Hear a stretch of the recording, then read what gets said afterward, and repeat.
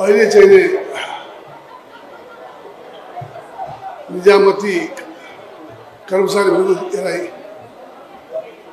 स्थायी सरकार रूपमा लिइन्छ, जहाँ पनि यसलाई कर्मचारीहरूलाई इलेक्टेड सरकार र स्थायी सरकार दुईटा सरकारको रूपमा लिएको छ। त्यो निजामती कर्मचारी हो, त्यो चाहिँ स्थायी हुन्छ। एकैपल्ट रिटायर हुनेसम्म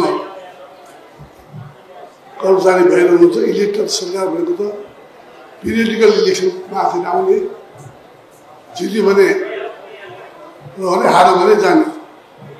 त्यस कारण त्यसलाई चाहिँ इलेक्टेड सरकार भन्ने बनाइछ। त्यस कारण स्थायी सरकार भन्ने बनाइछ। त्यस कारण यसमा चाहिँ के छ भने नीति नियमहरू इलेक्टेड गभर्मेन्टले बनाउने हो, लागू गर्ने काम निजामती कर्मचारी जगतको हो। यसलाई चाहिँ त्यसै कारण चाहिँ यो दुईटाको बिचमा समन्वय सहकारी हुन आवश्यक छ।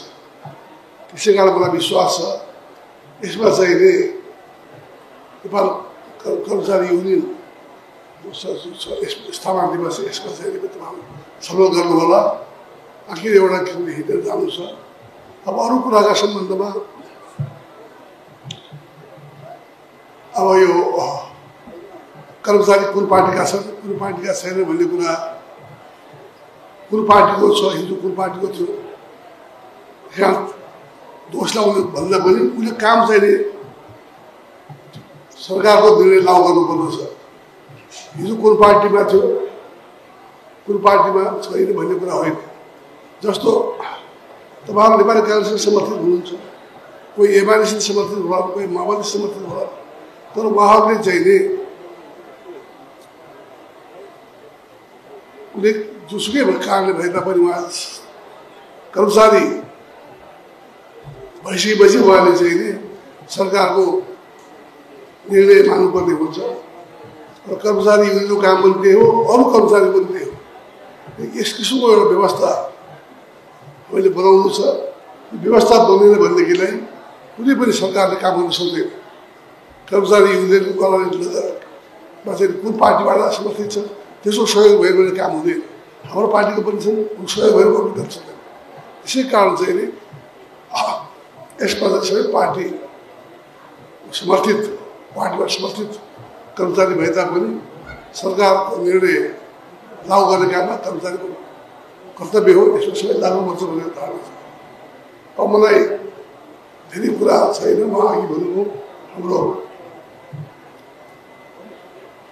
जो चाहिँ कति कुराहरू उहाँले संसदमा सफल हुनेछ भन्नुभयो, त्यो काम पनि अवश्य नै हाम्रो साथीले परिषदमा गर्दै हुनुहुन्छ, सभापति हुनुहुन्छ, गर्नुहुनेछ। यसै कारण चाहिँ यी सबै कुरामा तपाईँहरू ध्यान दिएर राख्नु होला। अरू कुराहरू के छ भनेदेखिलाई अहिलेको बेला चुनौतीपूर्ण अवस्था पनि छ देशको।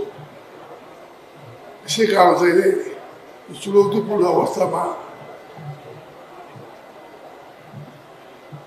कर्मचारी युनियनका साथीहरूको अझ बढी ठुलो जिम्मेदारी छ।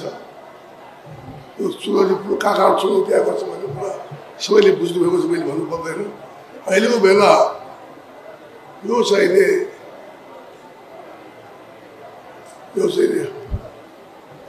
प्रजातान्त्रिक प्रणाली छ। यो प्रजातान्त्रिक प्रणालीलाई हामीले जोगाउनु छ। यसमा चाहिँ हामी सबै लाग्नु छ। यसका सम्बन्धमा आफ्ना मतभेद होला। एमाले पार्टीसँग कांग्रेस पार्टीको एमालेसित होला।